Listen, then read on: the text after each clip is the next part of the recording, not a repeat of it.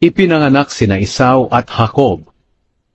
Ito ang salaysay tungkol sa pamilya ni Isaac, na anak ni Abraham. Si Isaac ay 40 taong gulang nang napangasawa niya si Rebeka na anak ni Betuel na Arameo na taga Padan Aram. Si Rebeka ay kapatid ni Laban na Arameo rin. Dahil baog si Rebeka, nanalangin si Isaac sa Panginoon na magkaanak ito. Tinugon ng Panginoon ang dalangin niya. Kaya nagbuntis si Rebeka.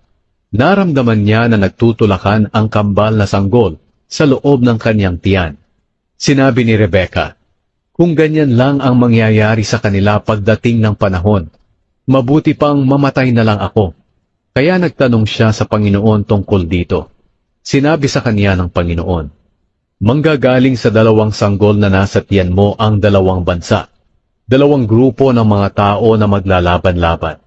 Ang isa'y magiging makapangyarihan kaysa sa isa. Ang nakatatanda ay maglilingkod sa nakababata niyang kapatid." Nang nanganak na si Rebeka, kambal ang anak niya. Ang unang lumabas ay mapula-pula at balbon. Kaya pinangalanan nila siyang Esau. Nang lumabas ang ikalawa, ang kamay niya ay nakahawak sa sakong ng kanyang kapatid. Kaya pinangalanan nila siyang Jacob. Si Isaac ay 60 taong gulang nang manganak si Rebeka ng kambal.